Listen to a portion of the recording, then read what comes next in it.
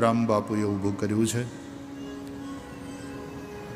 આપણે સૌ આજથી લઈ અને 7 દિવસ સુધી શ્રીમદ ભાગવતના માધ્યમથી દ્વારકાનાથની વાતો કરીશું, શ્રી કૃષ્ણની લીલાઓનું ગાયન કરીશું.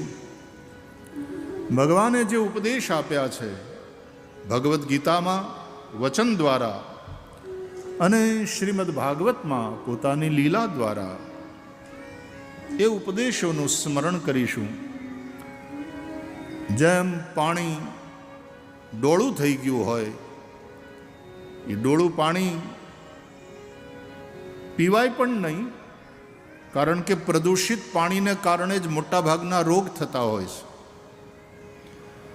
પણ એ પાણી ડોળું છે એટલે ફેંકી ન દેવાય, કારણ કે પાણીની જ્યાં તકલીફ હોય, માંડ માંડ પાણી મળતું હોય, એ પાણીને કેમ ફેંકી દે? जल है तो कल है, ऐसा कहा जाता है. जल ही जीवन है. અને એટલા માટે આપણા વડીલો આપણને સમજાવે છે કે વાણી અને પાણી એ સમજી સમજીને વાપરો. વાણી વગર એ નહીં ચાલે અને પાણી વગર પણ નહીં ચાલે. પણ ડોળું પાણી પીવાય નહીં, અને પાણીની તકલીફ હોય એમાં ડોળું પાણી ફેંકી પણ ન દેવાય, પણ એ પાણીને નિર્મળ કરવું જોઈએ.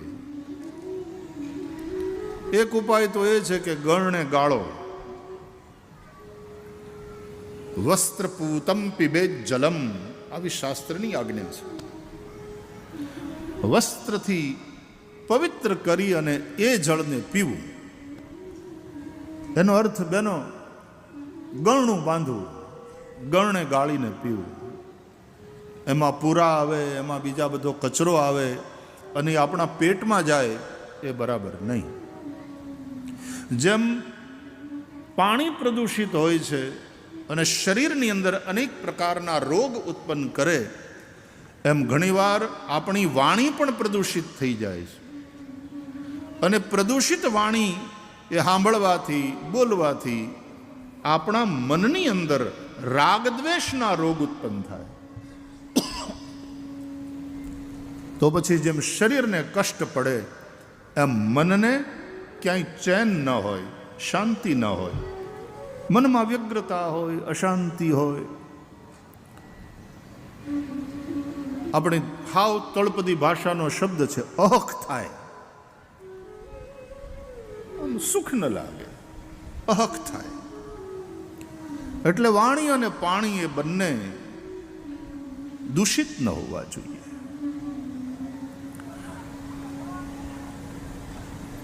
આમ તો આપણે ત્યાં એમ કહેવાય કે જળમાં મળ નહીં, અને જળ એ પવિત્ર જ છે. આપણે પૂજા કરીએ, આપણે યજ્ઞ કરીએ તો શરૂઆતમાં બધું પવિત્ર કરીએ, એ જળ છાંટીને અપવિત્ર પવિત્રો વા સર્વાવસ્થાંગતો પીવા યસ્મરેત પુંડરીકાક્ષમ સબાહ્યાભ્યંતર શુચિ.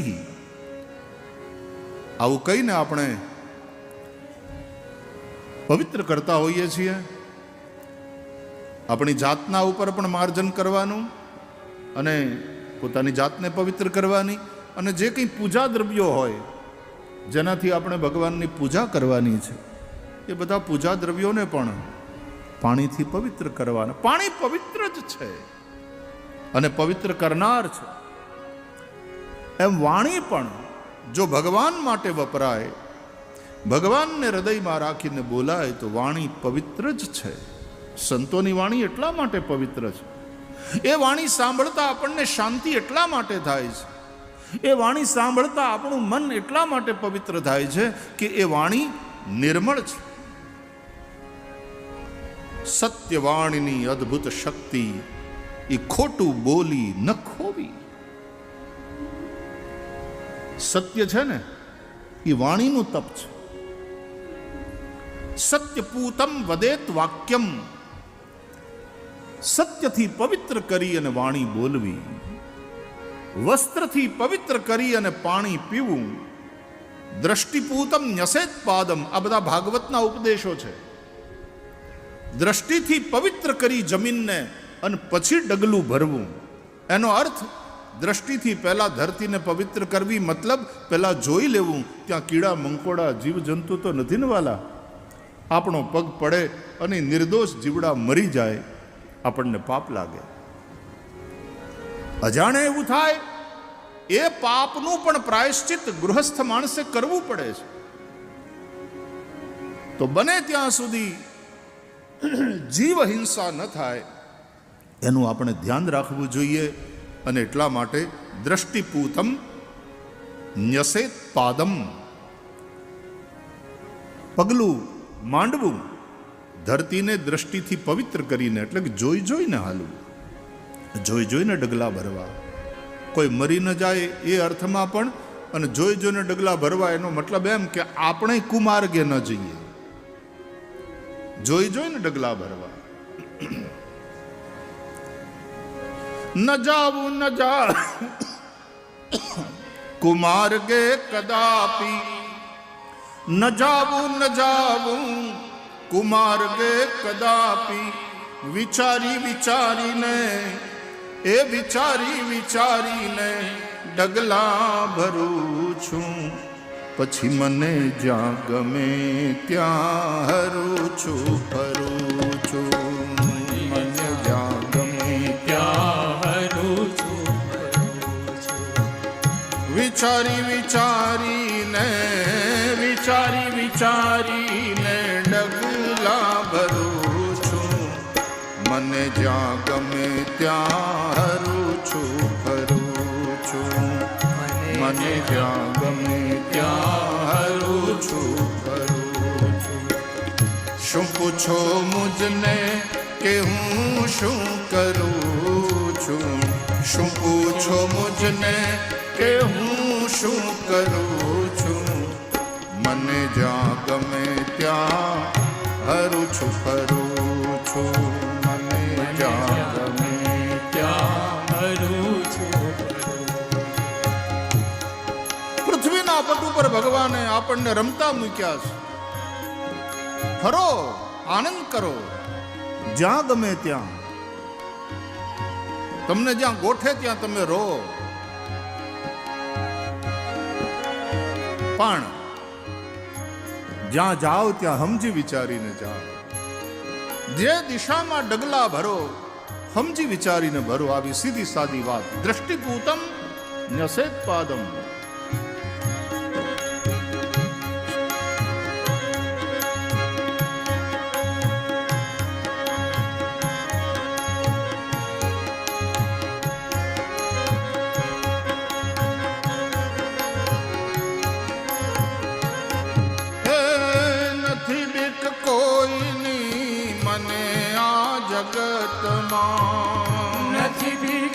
નિડર થઈને ફરો, નિડર થઈને જીવો.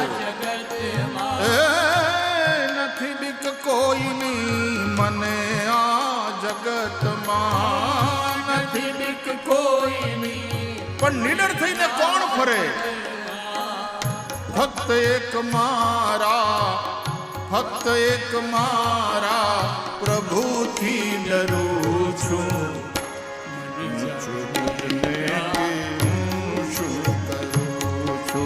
મને જ્યાં ગમે ત્યાં હરું છું. હે ફક્ત એક મારા, ફક્ત એક મારા ગુરુથી ડરું છું. શું પૂછો મુજને કે હું શું કરું છું, શું પૂછો મુજને હું શું કરું છું. નિડર થઈને જીવવું. કારણ કે ભય એ મૃત્યુનું બીજું નામ છે. નિર્ભય થઈને રહો. પણ જીવનમાં એકાદ જગ્યા તો એવી હોવી જોઈએ કે ત્યાં આપણે ડરવાનું હોય. જો આપણને આપણું કલ્યાણ જોતું હોય તો જે તમારું કલ્યાણ ઈચ્છે એને આધીન થઈને જીવો અને એનાથી ડરવાનું રાખો. બાપાથી ડરવાનું રાખો કે મારા બાપા ઠપકો આપે. મેં જોયું છે ઘણા પરિવારોમાં કે એને ઘેર છોકરા થઈ ગયા હોય તો એના બાપાથી બીતો હોય કે ના ભાઈ મારા બાપા ખી જાય, બાપાથી ડરે. બાપાથી ડરે એ પછી બીજી વાત, પોતાના ગુરુથી ડરે કે મારો ગુરુ મારો કાન પકડે ને મને ઠપકો આપે તો મરવાનું થાય, મારાથી આ કામ ન થાય, મારાથી ખોટે માર્ગે ન જવાય. અને ત્રીજું, પ્રભુથી ડરે. ગુરુ ગોવિંદ એક દુગ્ધા કો દૂર ભેદ. મારો ઠાકર નારાજ થાય એવું મારાથી કાંઈ ન થાય. ફક્ત એક મારા પ્રભુથી ડરું છું, પછી મને જ્યાં ગમે ત્યાં હરું છું.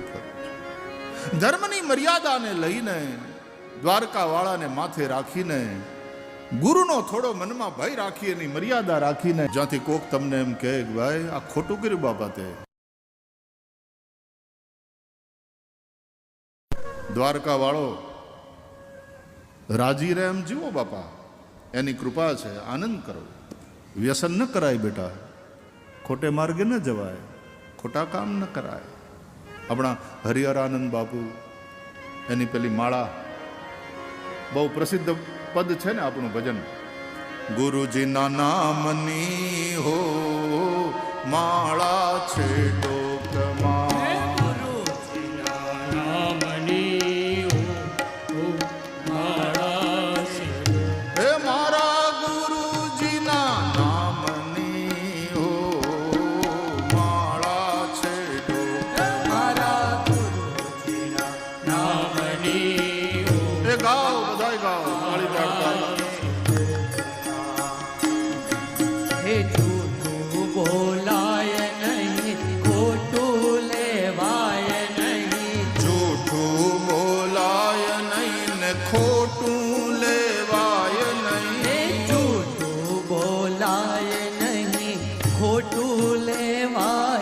આપણે જૂઠું બોલાય નહીં, ખોટું લેવાય નહીં, અવળું ચલાય નહીં હો માળા. એ અવળું ચલાય નહીં હો માળા છે. હે મારા ગુરુજીના નામની હો માળા છે. મારા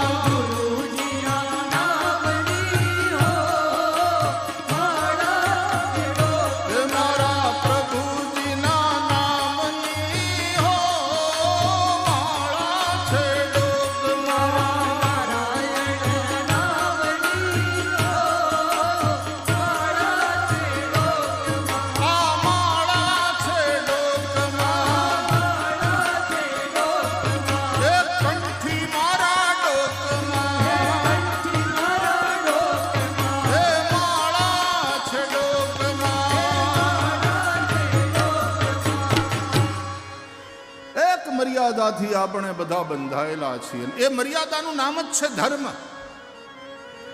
જીવનમાંથી જો એ ધર્મ નીકળી જાય તો ધર્મેણ હીના પશુભિ સમાના, તો પછી મનુષ્યમાં અને પશુમાં કોઈ અંતર ન રહે. ભરવાડ સમાજ પશુપાલક સમાજ છે, માલધારી. મેઇનલી અત્યારે તો તમે ઘણું બધું કરો છો અને ભગવાનની દયા છે ખૂબ. જમીનમાં, બીજામાં, ત્રીજામાં, ઉદ્યોગમાં, ધંધામાં ઘણું બધું તમે કરો છો. ગુરુ મહારાજની કૃપાથી, ઠાકોરજીની દયા, મોટાભાગના સુખી છે.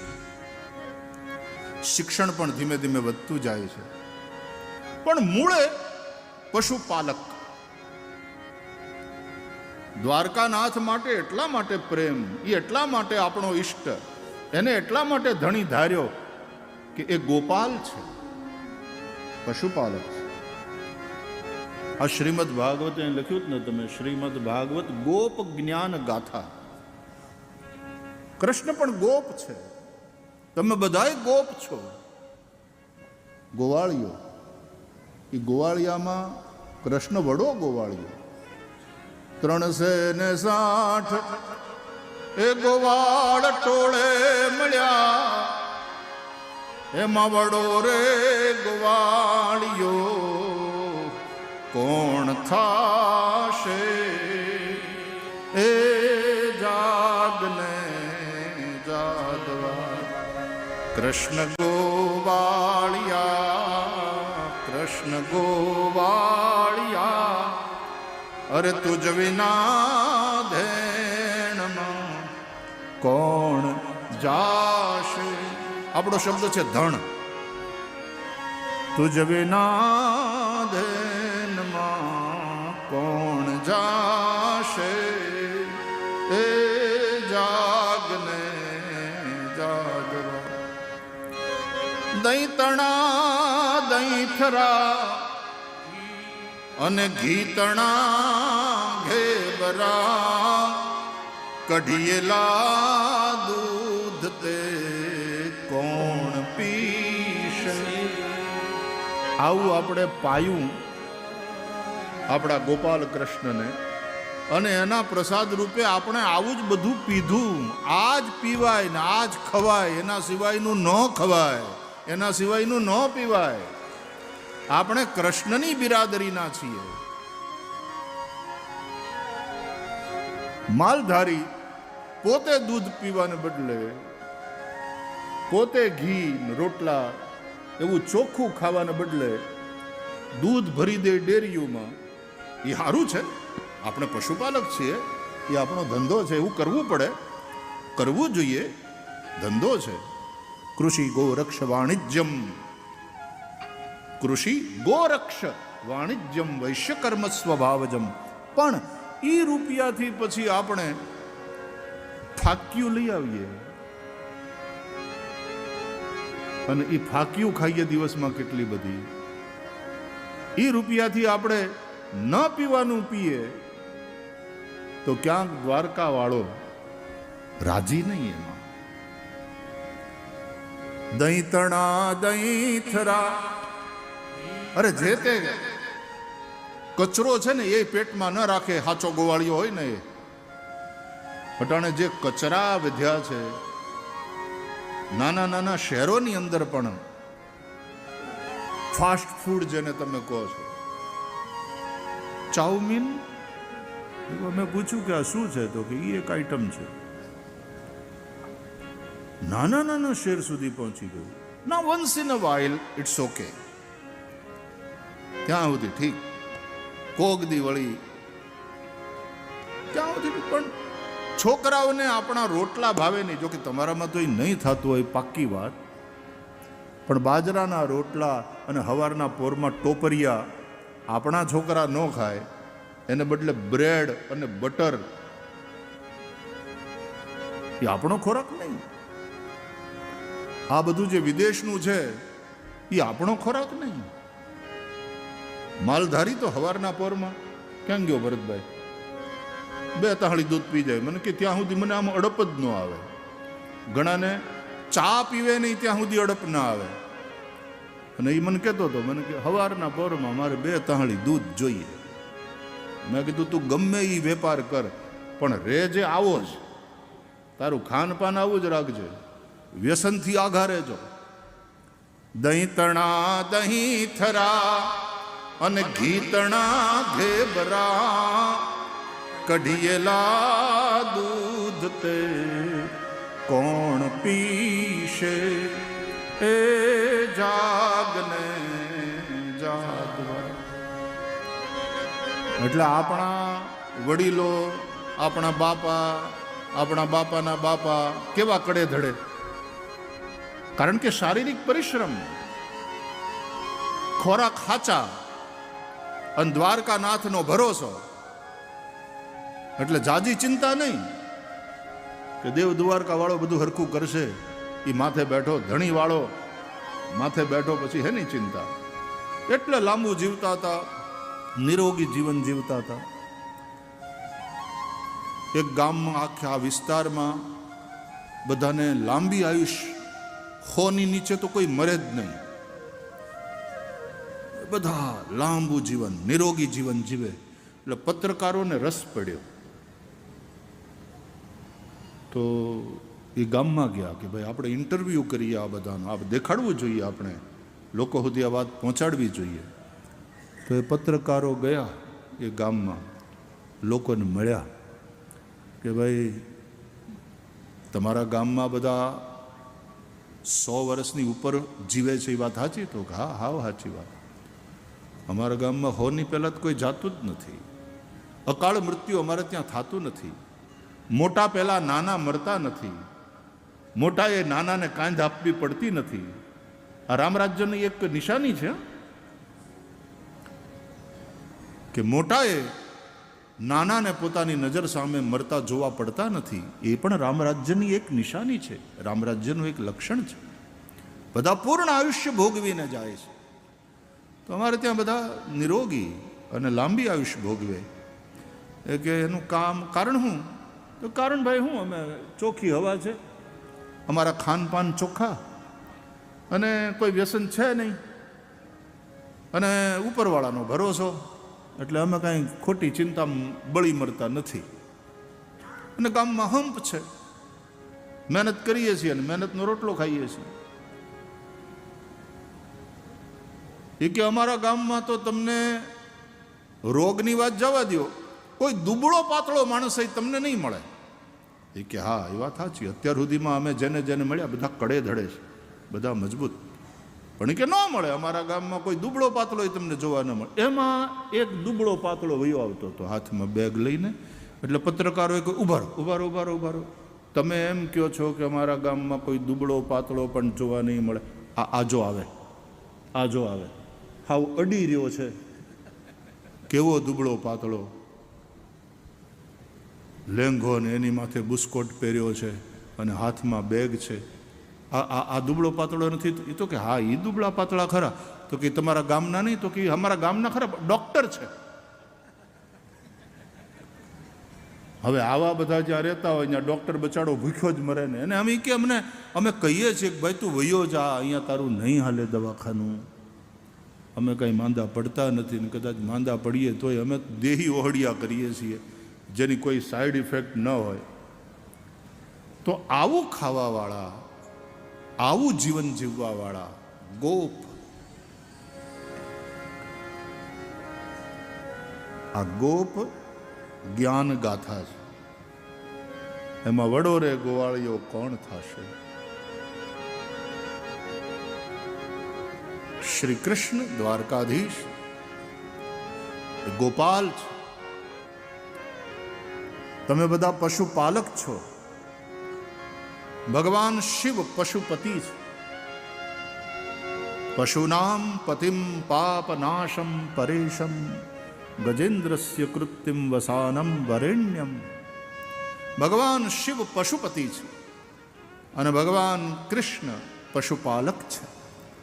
કૃષ્ણના બધા સખા ગોવાળિયાઓ પશુપાલક છે.